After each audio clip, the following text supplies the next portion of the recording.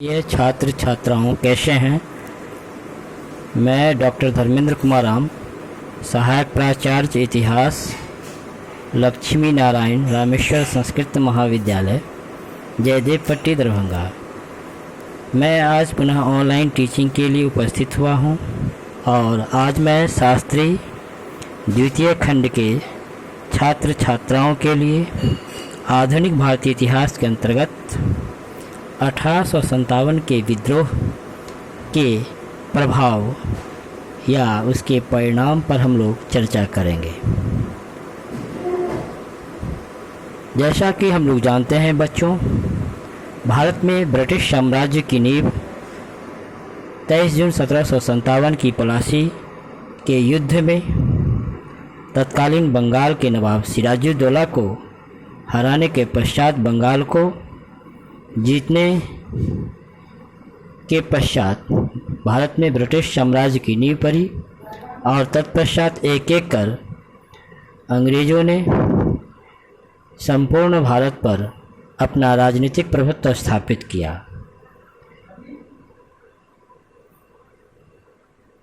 भारत में अंग्रेजी शासन एक अत्याचारी, एक शोषण पर आधारित शासन व्यवस्था थी, जिसके प्रतिक्रिया में, जिसके विरोध में भारतीय समाज के प्रत्येक वर्ग ने किसी न किसी रूप से उसका विरोध करना प्रारंभ किया। चाहे वह किसानों के द्वारा विद्रोह हो, किसान विद्रोह, या फकीरों के द्वारा विद्रोह हो, सन्यासियों के द्वारा विद्रोह हो, जनजातियों के द्वारा विद्रोह हो। इतना ही नहीं, अंग्रेजी शासन में, अंग्रेजी फ़ौज में भर्ती भारतीय सैनिक भी यदाकदा ब्रिटिश सरकार के नीतियों के विरुद्ध विद्रोह किया करते थे, लेकिन असंतुष्ट भारतीय सैनिकों के द्वारा जो सबसे प्रभावकारी विद्रोह था वह 1857 का विद्रोह था।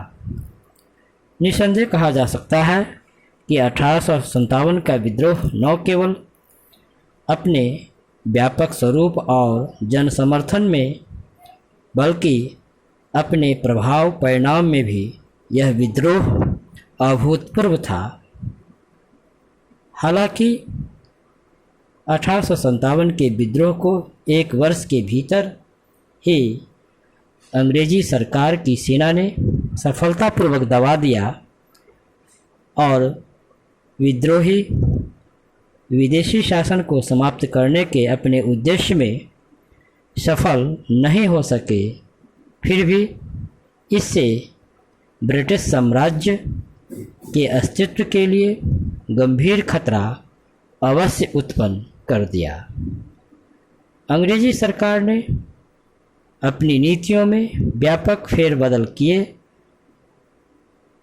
जिसका अध्ययन हम बारी बारी से करेंगे। बच्चों, जैसा कि हम लोग जानते हैं, 1857 के विद्रोह के पश्चात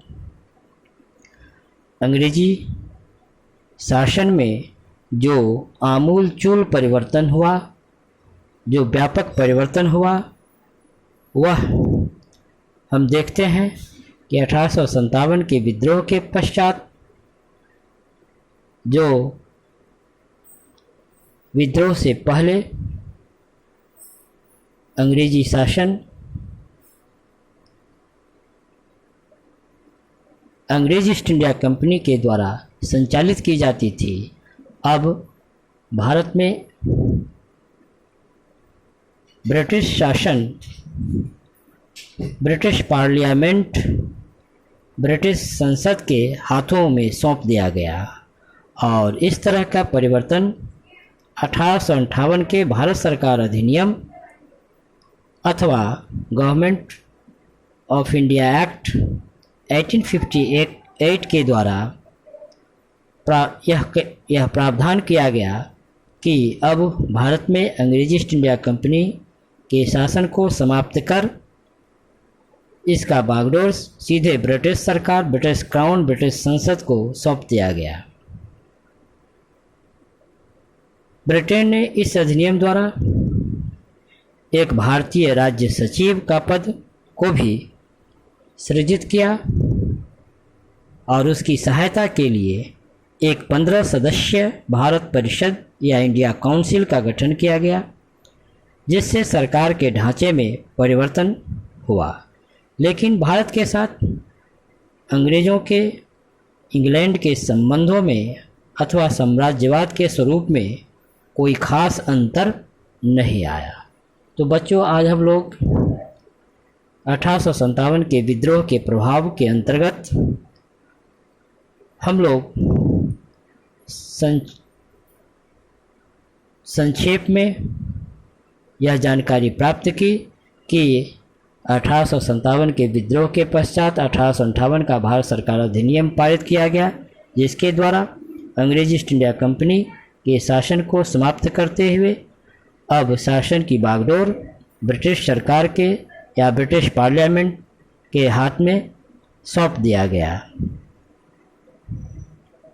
इसके आगे हम लोग 1857 के प्रभाव को देखेंगे। धन्यवाद।